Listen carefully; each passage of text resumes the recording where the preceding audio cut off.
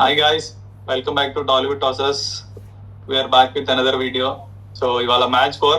ఇప్పటిదాకా ఐపీఎల్ లో జరిగిన 3 మ్యాచ్లు ఫ్యాన్స్ డివైడ్ అయిపోయి చూసారు. కానీ ఇవాళ మాత్రం ట్రూ క్రికెట్ ఫ్యాన్ కొద్దిగా సాటిస్ఫై అయ్యే విధంగా ఉంది మ్యాచ్ అనమాట. చెప్పాలంటే ఇవాళ పర్ఫెక్ట్ మ్యాచ్. ఐపీఎల్ లో మంచి మ్యాచ్ జరిగింది. So will go through the match. First అయితే జీటీ చేసిన స్కోర్ కి పీబీకే సీజే గెలిచేస్తుంది అనుకున్న మ్యాచ్ ని ప్రసిద్ధ్ కృష్ణ స్పెల్ తోటి మార్చి లాస్ట్ కి క్లోజ్ అయింది match. So it was really good match. So దాని గురించి మాట్లాడదాం. దానికంటే ముందు మీరు కొత్తగా వచ్చినట్టయితే తప్పకుండా లైక్ చేసి సబ్స్క్రైబ్ చేయండి, మీ ఫ్రెండ్స్ కి షేర్ చేయండి ఒకవేళ కంటెంట్ నచ్చితే. ఆ విధంగా మా కొత్త ఛానల్ కదా, గ్రో అవ్వడానికి హెల్ప్ అవుతుంది. Let's get to the video.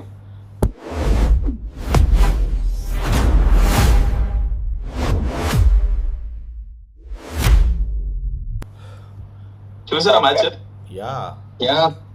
Ball to ball కాదు, ఫస్ట్ టాస్ గెలిచి పంజాబ్ ఫీల్డింగ్ ఎంచుకోగానే అయిపోయింది, పంజాబ్ ఈజీ గెలిచేస్తుంది, కొత్త పిచ్ కొంచెం బౌలర్స్కి హెల్ప్ ఉంటుంది స్టార్టింగ్ అని అనుకున్నట్టు వర్షం పడింది. మళ్ళీ లాంగ్ బౌండరీస్, స్టేడియం పెద్దగా ఉంది. సో అనుకున్నట్టే జీటీ కూడా ఎక్కువ స్కోర్ కొట్టలేదు, 162 కొట్టింది 20 ఓవర్స్లో. ఫస్ట్ హాఫ్ అయిపోయేసరికి ఈసారి నాకు తెలిసి పంజాబ్ ఈజీ గెలిచేస్తుంది. మళ్ళీ ఇవాళ కూడా వన్ సైడ్ మ్యాచ్ రా బాబు, ఈ 3 రోజులు వన్ సైడ్ చూసి ఇవాళ కూడా వన్ సైడ్ మ్యాచ్ అనుకున్నాము. అండ్ పంజాబ్ బ్యాటింగ్ స్టార్ట్ చేసినప్పుడు కూడా పవర్ ప్లే అయిపోయే వరకు కూడా ఏముందిలే పంజాబ్ ఆల్మోస్ట్ కొట్టేసింది, ఈజీగా గెలిచేస్తారు పంజాబ్ అనుకున్నాము.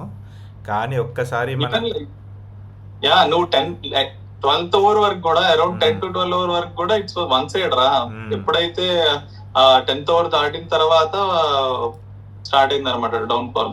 ప్రసిద్ధ్ కృష్ణ వచ్చి బ్యాక్ టు బ్యాక్ వికెట్స్ ఇస్తాడు, 3 వికెట్లు 2 ఓవర్లలో.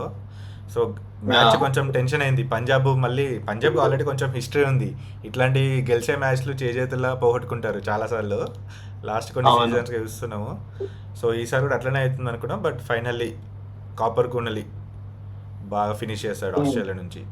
అండ్ మర్చిపోకూడదు, లాస్ట్ 19th ఓవర్ లో 6 కొడతాడు కదా బాట్లెట్. Xavier Bartlett. ఇవన్నీ కాకుండా ఫస్ట్ జీటీలో లాస్ట్ ఇయర్ అంతా almost 70% of the runs top 3 కొట్టారు.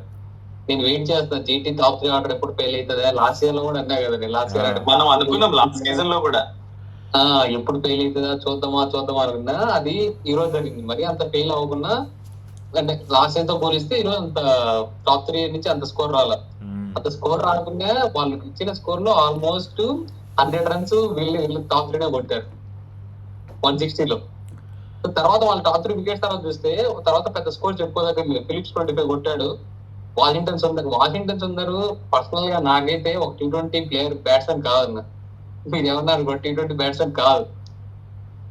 తర్వాత చూడండి, షారుఖ్ ఖాన్, తెవాటియా, రషీద్ ఖాన్ వీళ్ళు ఏమీ ఆడలేదు. ఎందుకంటే వాళ్ళకి ఫినిషర్స్ చాలా ల్యాండ్ లో ఉన్నారు. వాళ్ళు షారుఖ్ ఖాన్ ట్రస్ట్ చేస్తూ వచ్చారు కానీ షారుఖ్ ఖాన్ పర్ఫార్మ్ చేయట్లేదు. తెవాటియా ఎప్పటి నుంచో చేస్తున్నారు లాస్ట్ ఓవర్స్, కానీ అంత పర్ఫార్మెన్స్ ఏమి ఉండదు. ఇప్పుడు కంపారిటివ్లీ మనం అదర్ టీమ్స్ చూసుకుంటే 5, 6, 7 పొజిషన్స్ లో పెద్ద పెద్ద పేర్లు ఉంటాయి.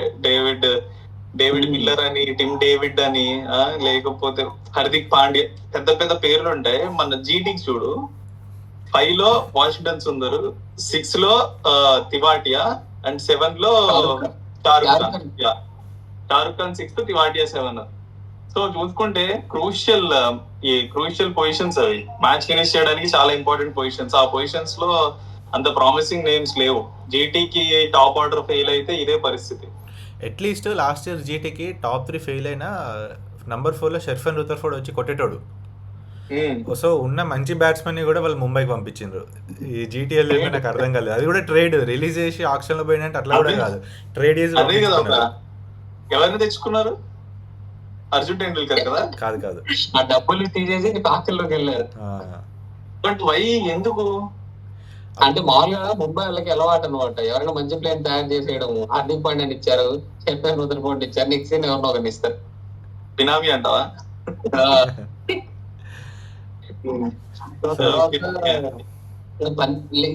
పంజాబ్ వాళ్ళు మనం మాట్లాడుకున్నట్టే ఫస్ట్ లో వాళ్ళ, అంటే పంజాబ్ సెకండ్ ఇన్నింగ్స్ మొత్తం వర్షం పడుతూనే ఉందన్న, ఎక్కడ ఆగలేదు చూసారా?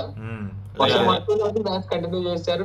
గాలి కూడా గట్టి వస్తుంది, ఒక సైడ్ గట్టి గాలి వస్తుంది, కానీ పర్లేదు వాళ్ళు మేనేజ్ చేశారు ఎట్లా అట్లా.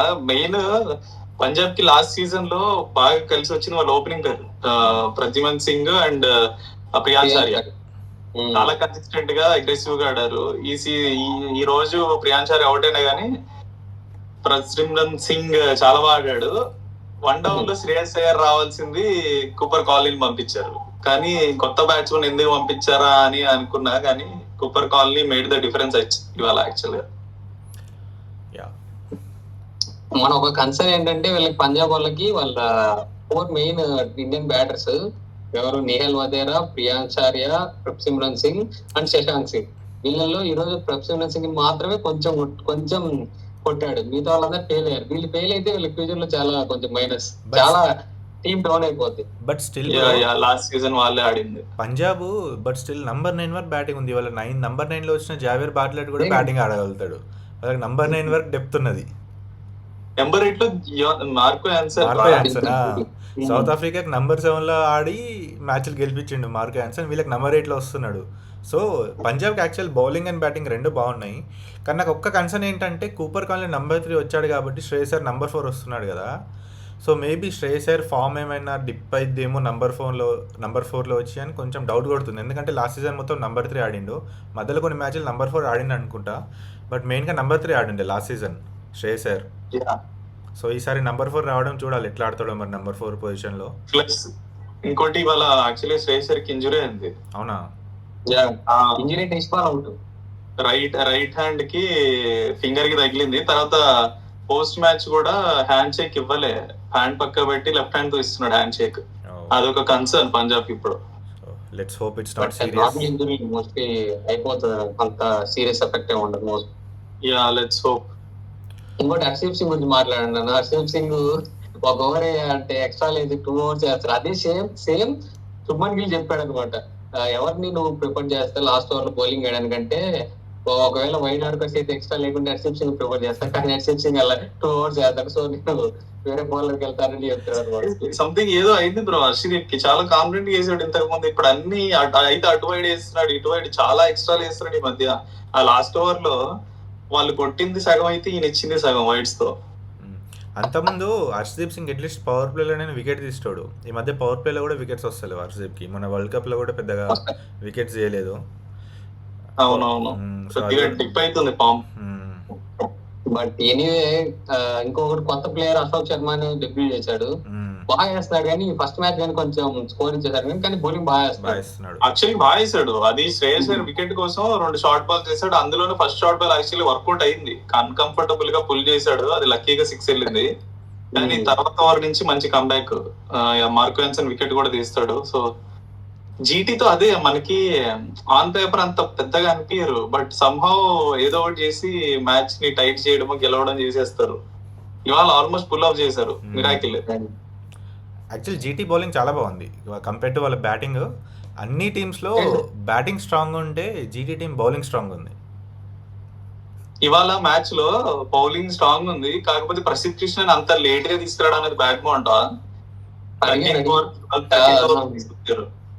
శుభ్మన్ గిల్ కూడా అదే చెప్పాడు, మేబీ కొంచెం త్వరగా తీసుకుని రావాల్సింది, బట్ అశోక్ శర్మని నేను ట్రస్ట్ చేశాను, the way he bowled in the nets అని చెప్పాడు క్యాంప్ లో, కానీ చాలా బాగా వేశాడు. So I'm impress with him. So maybe he can open innings for GT in the future matches అని కూడా చెప్పాడు. ఎందుకంటే తీసుకొచ్చు, మేబీ అదొక డిఫరెన్స్ అయి ఉండేది, ప్రసిద్ధ్ కృష్ణ ముందే తీసుకొచ్చాడు. కానీ లాస్ట్ సీజన్ కూడా Prasidh Krishna mostly middle overs లోనే వికెట్ తీసిండు కదా. అవును, బట్ లో స్కోరింగ్ మ్యాచ్ కదా, నీకు highest wicket taker of the last season తీసుకొచ్చి మ్యాచ్ డిసైడ్ అయిపోయిన తర్వాత బౌలింగ్ వేస్తే ఉపయోగం ఉండదు కదా. మేబీ కొంచెం లేట్ డిసైడ్ అయిపోయింది మ్యాచ్. బట్ ఎందుకంటే వీళ్ళకి మెయిన్ గా పవర్ ప్లేయర్ రబాడా ఉన్నాడు, సిరాజ్ ఉన్నాడు. సో వాళ్ళే 4 overs, ఒకటి వాషింగ్టన్ సుందర్ వేస్తాడు, ఇంకోటి మేబీ ప్రసిద్ధిని తీసుకొచ్చేది ఉండేనేమో.